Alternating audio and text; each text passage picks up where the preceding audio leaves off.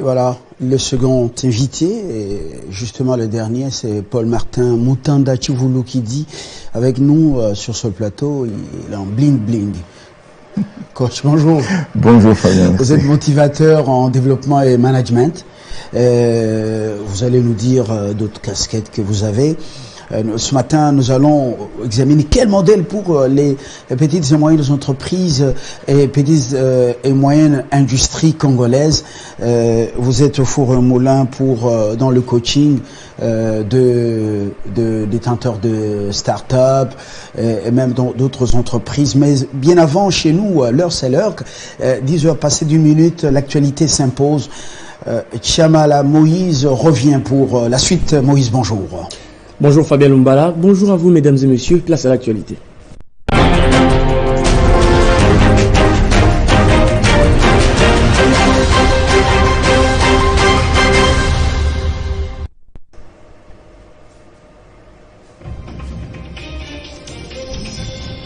Huit ADF ont été neutralisés et 9 autres capturés lors d'intenses combats, c'est lundi 28 février, entre les rebelles et les forces armées de la République démocratique du Congo dans la vallée des Molika, plus précisément à Beni. Lors de cette opération, les armes lourdes et des bombes artisanales ont été récupérées par les FARDC. La CENI a condamné des incidents regrettables et inacceptables survenus le 22 février à Nyangezi au sud Kivu lors de l'enrôlement des électeurs de membres de la communauté Banyamulenge. Selon les communiqués de la CENI rendus publics ce lundi 27 février, ils auraient été victimes de violences verbales et physiques. Et puis près de 70 détenus sont morts de malnutrition, étouffement ou encore par manque de soins depuis le 1er janvier à Makala, la grande prison de la capitale congolaise Kinshasa, selon la fondation BCP qui a recensé 35 décès uniquement pour les mois de février. Et puis avant d'entamer, c'est mercredi 1er mars à tourner sur les continents africains qui les conduira au Gabon, en Angola, au Congo et en République démocratique du Congo. Le président français a présenté ce lundi 27 février les nouvelles orientations de sa politique africaine. Dans son discours, Emmanuel Macron n'a pas pointé du doigt l'agresseur congolais qui n'est d'autre que le Rwanda. Et merci à vous mesdames et messieurs d'avoir suivi cette dernière livraison de la minute d'information. L'actualité reste en continu et en temps réel sur Télé 50.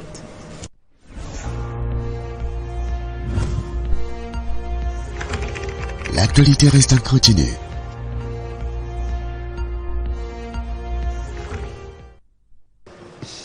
Paul-Martin Mutanda Tchivoulou qui dit je reviens à vous après ce rappel important des principales articulations de l'actualité chez nous, en Afrique et dans le monde. Les PME, les PMI doivent s'inspirer de quel modèle? Par exemple, je reviens pour peut-être évoquer d'autres casquettes qui sont les vôtres. C'est très important et même un peu votre parcours. Vous avez fait les études en Suisse, au Congo, toujours debout, coach, entraîneur, pas pour que les gens se donnent des coups, mais pour qu'ils soient dans le véritable combat du développement de ce pays. Oui. Transformation de ce que nous avons comme potentiel et richesse. Effectivement. L'objectif de ce coaching, à chaque fois, c'est pouvoir amener le Congolais au centre de sa réussite. Parce que la réussite ou sa réussite dépend de lui principalement, avant tout. C'est vrai que quand nous cherchons les ressources à l'extérieur, nous pouvons être déçus parce que ce n'est pas des autres dont dépend notre réussite, c'est de nous. L'idée, c'est de créer un environnement autour de nous en identifiant sa position. Raison pour laquelle le véritable modèle, d'abord, c'est d'identifier sa position dans un environnement donné et identifier la situation face aux interactions. C'est pour ça qu'on parle principalement du profilage. Identifier ça. La première étape, il faut identifier sa position dans l'environnement. Oui. Sa position qui dépend en fait du rôle qu'il aura à jouer, du fonctionnement qu'il va démontrer, de l'expression qu'il va avoir avec les autres. C'est ça sa position, parce que c'est de cela dépend ce qu'il va livrer, ce qu'il va produire. Qu'il dorme, qu'il bouge, qu'il court, c'est ce qu'il va produire naturellement. Ça, c'est la première des choses. Ensuite, savoir avec qui il aura à interagir. Parce que si j'ai un fonctionnement, ce fonctionnement-là dépend pour avoir des résultats, de fonctionner avec telle institution, telle personne ou pour tel objectif. Nous pouvons poursuivre un objectif financier, mais nous avons d'abord besoin de poursuivre un objectif humain ou ressources humaines. Et quand nous ignorons l'environnement dans lequel nous sommes, nous risquons effectivement de faire beaucoup d'erreurs à ce niveau-là et de perdre du temps.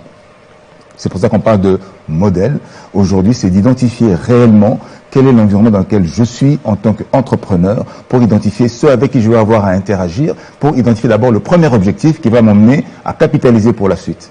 Voilà l'identification première de l'orientation de l'entrepreneur congolais, là où il doit être au centre de sa réussite, trouver sa véritable place, identifier sa place et puis prendre sa place en réalité, parce que ce sont les 3 étapes du profilage que nous proposons en coaching.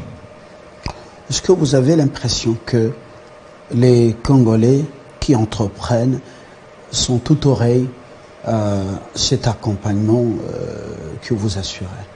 Alors, en revenant ici, après notre vie à l'extérieur, nous avons fait des études de marché pendant 2-3 ans et nous avons constaté, vraiment avec triste retour, que le Congolais qui est orienté vers la réalisation de ses objectifs réellement, la réalisation de ses projets, ne se retrouve qu'à 1% en RDC. 1%. 1%. Ceux qui ont l'esprit entrepreneurial ne se retrouvent qu'à 4%. C'est grave, c'est statistique quand même. C'est au bout de 3 ans confirmé déjà à la 2e année, et donc justement 3e année c'était que les mêmes résultats. Mais en tant que manager en RDC, nous avons à peine 5% de ceux qui sont capables de manager une entreprise. 5% sont capables de manager, capables de manager une entreprise. Voilà, pas envie de manager, mais capable, avec des outils, avec un fonctionnement adéquat. Parce que c'est l'environnement qui crée.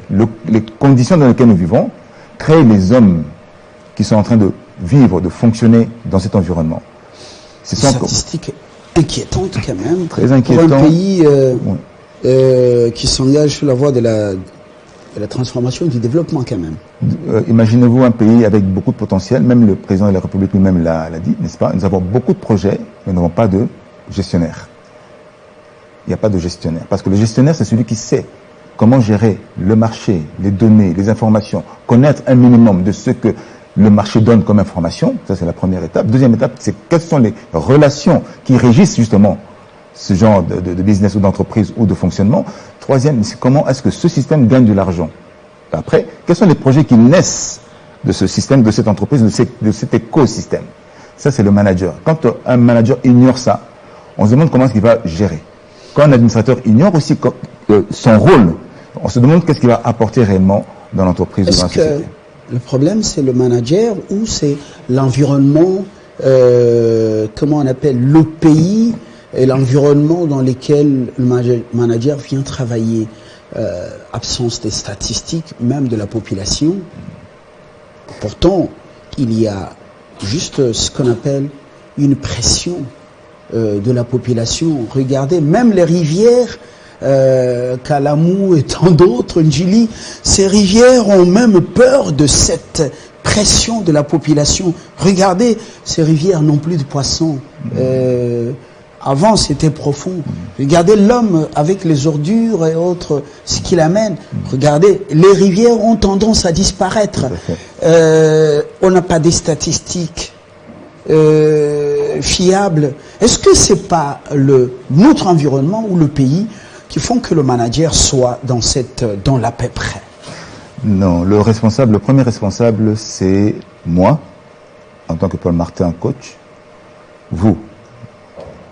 Pas bien, le manager lui-même qui est censé être responsable pour savoir par quoi commencer et à quoi répondre.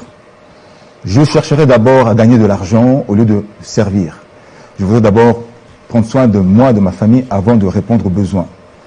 Tant que je ne réponds pas aux besoins de la population et que je cherche à gagner de l'argent, je suis en train de tuer un système. Je suis le premier responsable qui n'est pas à sa place, qui ne se bat pas pour se positionner à sa place. Sa place, c'est répondre réellement aux besoins de ceux de notre génération, répondre aux besoins de ceux de sa génération dans l'environnement dans lequel il est, parce qu'il ne mobilise pas suffisamment son leadership. Alors, on peut parler de leadership.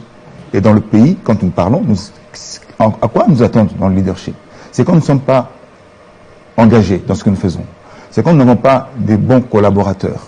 c'est quand nous n'avons pas l'autorité qui émerge en nous, selon ce que nous sommes réellement, et que nous sommes en train de fonctionner sans intégrité. C'est quand nous n'arrivons pas à donner ou à redonner confiance, ou même nous-mêmes à marcher par la foi ou par la confiance, forcément à un moment donné, notre force intérieure va être diminuée et nous ne pourrons pas nous exprimer réellement pour produire ce que la population attend. Donc je suis le premier responsable, les managers sont les premiers responsables. Et c'est eux qui créent l'environnement. Vous savez, quand nous voulons nous chausser, nous ne pouvons pas prendre n'importe quelle chaussure, n'importe quelle pointure. Il nous faut nous chausser selon notre pointure. Pourquoi nous voulons chausser les pointures qui ne sont pas les nôtres? Ça, c'est le premier problème. C'est moi, le responsable. Je dois chercher la chaussure qui correspond à ma pointure. Mais c'est laquelle? Raison pour laquelle on revient au fait que le premier responsable doit se rendre compte, de comprendre l'environnement dans lequel il est, quels sont les véritables besoins auxquels il doit répondre, et aussi quel serait son rôle à jouer, et à quel moment prendre justement ses responsabilités pour répondre à cette question. Le fait que l'environnement fonctionne comme ça, c'est que c'est un système qui a été mis en place, qui a été construit et nourri. Vous savez, quand vous grandissez et que vous nourrissez à chaque fois le désir de répondre à vos propres besoins, et que d'un côté, il y a l'appel à répondre aux besoins de la population, le fait que vous nourrissiez le plus possible ce que vous voulez va créer un système d'égoïsme quelque part. Et chacun sa position, et chacun son intérêt, et chacun son onction, comme on dit. Or, ça tue la communauté. Raison pour laquelle je reviens à un modèle qui est l'entrepreneuriat. Le modèle aujourd'hui pour le Congolais, c'est le modèle de la communauté, en travaillant dans un système qui permet de fonctionner de manière organique. Parce que quand nous ne sommes pas en communauté, nous sommes individus. Quand nous arrivons en communauté, nous fonctionnons selon la raison d'être. C'est-à-dire, ce qui est bon pour nous, une bonne chose, ça va servir la bonne cause, et nous allons nous en servir tous pour le bien de chacun. Mais quand ces 4 éléments de l'éthique ne sont pas présents, ben nous constatons et nous observons ce qui se passe dans le pays. Raison pour laquelle, quand vous dites les rivières, on n'ose pas, ça explose. Et même aujourd'hui, juste un clin d'œil pour le gouverneur de Kinshasa, le gouverneur Gobila, qui fait un travail mais qui n'est pas vu. Parce qu'on a une vision, mais en fait le travail de pouvoir tout assaisonner, c'est tout préparer maintenant, c'est parce que nous avons une vision. Et malheureusement, nous, le Congolais, nous marchons sans vision. Nous voyons que le lendemain, nous voyons qu'au présent. Quand nous marchons avec une vision, nous savons que ce que nous allons faire aujourd'hui va blesser, va faire très mal. Avec la culture de la cueillette qui est très dangereuse. Très dangereuse. Et donc c'est mal accueilli, et d'ailleurs je vais intervenir pour ça, mais c'est la raison pour laquelle aujourd'hui beaucoup de gens comprennent son rôle dans le pays pour emmener le Congolais à l'entrepreneuriat. C'est pour ça que je fais un clin d'œil. Moi, je suis pas dans la politique. Je suis coach au niveau de la Ligue des femmes avec la présidente Olangiki pour le Mwamba. J'espère que ses collègues ses frères vont vraiment les lire au niveau de Mwamba, parce qu'elle fait un travail pour emmener les femmes surtout et les hommes à avoir un esprit d'entrepreneur, pour fonctionner et produire, pas forcément chercher l'argent, mais produire. Quand on produit, on capitalise. Quand on cherche l'emploi, on cherche l'argent. Vous voyez, non, c'est les deux choses. Donc, travailler, c'est capitaliser. Chercher un emploi, c'est chercher de l'argent par rapport aux 16 heures. Vous n'êtes pas politicien, encore moins politique, vous coachez au sein d'une structure, comment on l'appelle, et quelles sont les principales formations? Alors, la structure ACP, par exemple, donc l'association des Congolais progressistes, l'idée c'est de pouvoir équiper, mettre la bonne personne à la bonne place afin de pouvoir envoyer pour qu'elle joue le bon rôle et ramener les résultats qui vont être servis. ACP, c'est pas un parti politique là? C'est un parti politique ça. De Ngobila, non? Ngobila, ouais. Vous avez adhéré déjà? Je suis coach. Mais, juste un entraîneur. Voilà, un entraîneur. Mais vous n'êtes pas membre du parti. Aujourd'hui, oui. J'adhère à l'ACP parce que la vision correspond à la vision du coach que je suis pour le pays, pour le bien-être de la population. Oui. Parce que quand il faut équiper la population, il faut agir par rapport aux grands mobilisateurs. Parce qu'aujourd'hui, l'ACP se retrouve partout, quasiment dans les provinces. Donc à partir de ce moment-là, le message peut passer pour dire, voilà, attention, nous avons une philosophie qui veut équiper le Congolais pour qu'il soit autonome. Qu'est-ce que nous allons faire? Il faudra former, coacher, et les ramener, les bouger. Les grands mobilisateurs vont être facilités, quelque part, on va leur faciliter la tâche pour qu'ils puissent créer des valeurs, amener le Congolais à s'élever et à être autonome dans le fonctionnement. Et c'est ce qui fait que nous passons par beaucoup de forums. D'ailleurs, vous le savez, hein, le forum, par exemple, à Bruxelles avec Madame Esther Micheng. Oui, c'est en mars. Ici. Je ne serai pas avec vous. Malheureusement, mais... je suis sur d'autres priorités au pays. Okay. Mon pays est agressé. Alors, je ne serai pas avec vous cette fois-ci. Voilà. Alors, mais il y a aussi les aspects, le forum panafricain que nous sommes en train d'organiser aussi à Abidjan, avec justement Maman Ketia Olangi, qui est l'entrepreneur au travers du projet Soprodé, qui est un projet agribusiness. Ça veut dire c'est pour justement créer un projet communautaire, et nous allons travailler avec la diaspora, raison pour laquelle nous sommes en train de préparer aussi un forum en Suisse, qui est fier, le Forum international des entrepreneurs, RDC en Suisse, histoire de pouvoir ramener la force économique en RDC au travers de nous les Congolais. Pourquoi? Parce que si nous sommes agressés, c'est parce que nous nous laissons facilement corrompre. Si nous nous laissons facilement corrompre, c'est parce que nous n'avons pas de ressources autonomes pour pouvoir résister à la corruption. Et donc ce qui fait que nous nous laissons facilement corrompre parce que nous ne sommes pas autonomes économiquement. Donc, il faut en Belgique, c'est aussi quand même un autre chez nous, là. Quand nous sommes là-bas, tout ça est un abisso. Au départ, nous étions citoyens belges. Oui. Vous vous souvenez, non? Oui, je me souviens. Congo, Rwanda, Burundi, et voilà. Et on est quand même chez nous, là, mais on voit qu'il y a des gens qui commencent à prendre notre place. Dites-nous concrètement, je ferme la parenthèse, oui. En mars, ce forum encore de l'entrepreneuriat, qu'est-ce que vous allez faire, la partie congolaise? Qu'est-ce que vous allez dire à la partie belge? Alors, nous avons les 3 cibles, hein, belge, ivoirienne et suisse. La Belgique, c'est que nous devons travailler ensemble pour pouvoir faciliter le consommateur final qui est le Congolais. Oui. Il y a souvent les négociations qui se passent entre l'investisseur, n'est-ce pas, et le client, investisseur-client, mais le Congolais n'est pas servi, qui est la 3e personne, raison pour laquelle nous faisons ces forums, raison pour laquelle nous proposons des formations autrement gratuites pour pouvoir permettre d'équiper les Congolais. Donc nous allons chercher les partenaires pour équiper. Et en même temps, nous avons besoin de ces partenaires pour pouvoir financer ces formations. Et ça, c'est un des points importants pour nous permettre justement de pouvoir équiper le Congolais à être autonome. Ça, c'est le premier point. Deuxième point, le Forum panafricain à Abidjan, c'est que nous voulons emmener les femmes pour faire comprendre au niveau de la Panafrique que le Congo a des femmes travailleuses, qu'il y a des femmes qui veulent entreprendre et que c'est un modèle pour pouvoir maintenant les installer au niveau des 145 territoires selon la vision du chef de l'État, avec le partenariat des Africains en manière générale. La Suisse, investissement avec des mécanismes de sécurisation et d'assurance que nous sommes en train d'atteindre des résultats pour la RDC et le développement économique. Comment devrons-nous sortir de cette image, où sortir les femmes congolaises de cette image pot de fleurs au sein du parti politique, les moulolo, mobilisatrices, voilà, que sais-je encore. Oui, beaucoup, l'accent est mis sur le paraître. C'est ça. Le paraître. Voilà. L'habillement, maquillage et autres, puis voilà. Mais on ne sent pas la solidité, on ne sent pas la rigueur et la constance dans la personnalité, voilà. Voilà, vous venez de dire le mot, la constance dans la personnalité, on ne sent pas la personne, il y a toujours les apparences, raison pour laquelle aujourd'hui je m'oriente vers la politique, pour agir. De l'extérieur, il m'est aujourd'hui difficile d'agir, mais en interne, on peut facilement bouger et faire bouger les choses.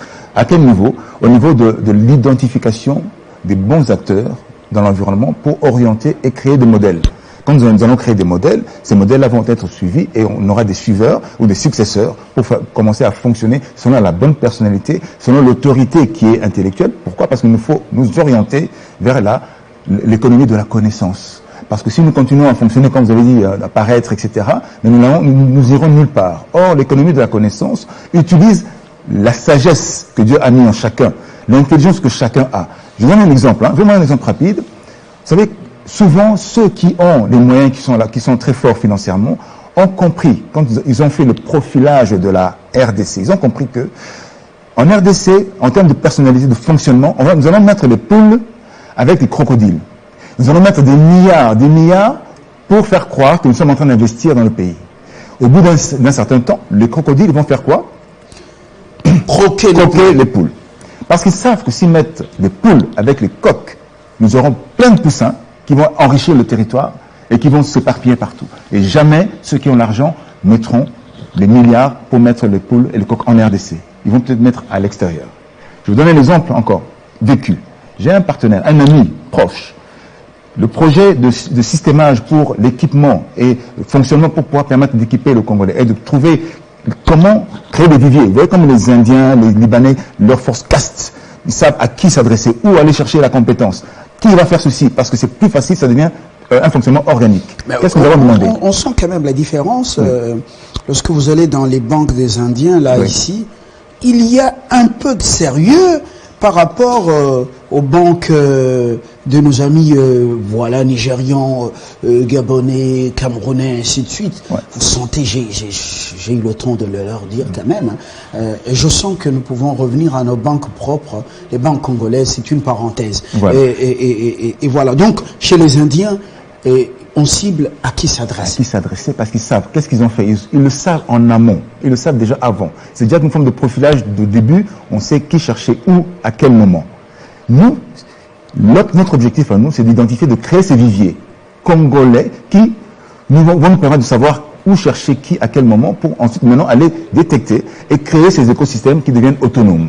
C'est comme on dit, nous allons trouver les bonnes poules, n'est-ce pas, et les bons coqs pour les mettre ensemble afin de créer des bébés et des richesses là où il faut.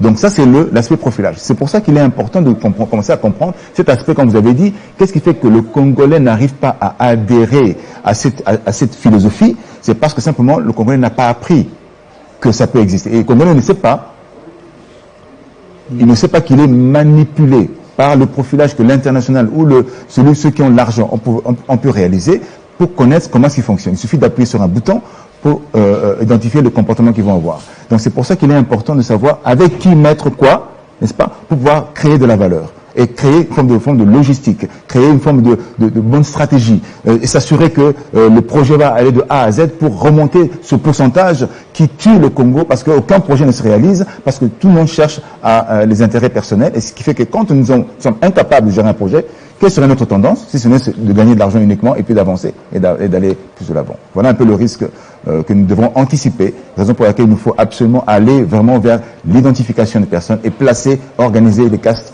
pour pouvoir répondre aux besoins de la RDC au niveau de la connaissance, pour pouvoir utiliser la bonne connaissance. Vous savez, je disais même la dernière fois, ici, c'est pas la mentalité du Congolais qu'il faut changer.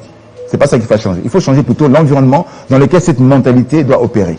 Voilà la différence de mouvement. Je ne change pas de mentalité dans un environnement, je change cette mentalité d'environnement pour aller fonctionner selon cet environnement-là et créer des richesses qui vont servir à la communauté. Donc il faut changer les systèmes et les mentalités vont s'adapter au système. C'est ça. Ah, le Congolais, c'est un peuple au cou raide. Hein. On sent que vous quittez le coaching des salles de réunion et des start-up individuellement. Vous allez maintenant vers les partis politiques pour pouvoir apporter cette expertise, pourvu qu'ils vous écoutent. Je sens que la cible, c'est plus les femmes. Elles peuvent faire bouger les lignes au sein des formations politiques. Merci. Paul Martin Mutanda Chivulukidi. Chivulukidi qui signifie les souvenirs. Les souvenirs, oui.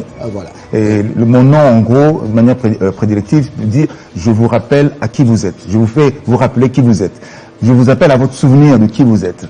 Une partie de vous que vous oubliez, vous devez les mettre en lumière. Ah, ce qui est en vous, le vrai vous en vous, que vous oubliez, je vous le rappelle. Je le rappelle. Waouh, c'est riche. Amen. Merci. Merci. Plein succès aux travaux de Bruxelles, au Sephara, et également aux travaux d'Abidjan. Il faut que le Congo affecte l'Afrique et le monde. C'est ça. Et on sent que les gens ont la volonté. La politique politicienne n'a pas payé. Il faut qu'on change les fusils d'épaule.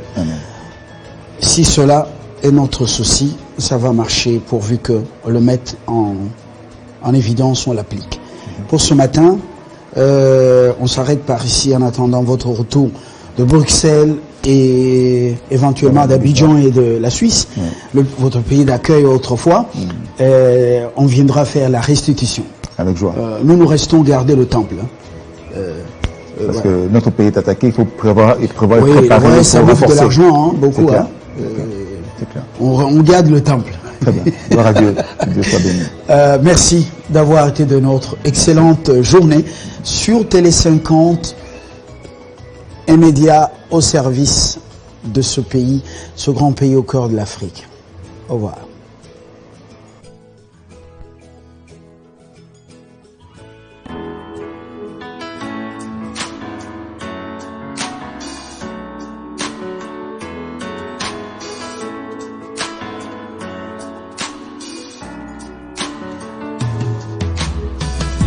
Aujourd'hui c'est ton jour, happy birthday. Tout le monde à la maison, happy birthday. Avec moi nous fêtons, happy birthday. C'est maintenant ton moment, happy birthday. Aujourd'hui c'est ton jour, happy birthday. Tout le monde à la maison, happy birthday. Woo woo woo woo, happy birthday. Woo woo woo woo, happy birthday.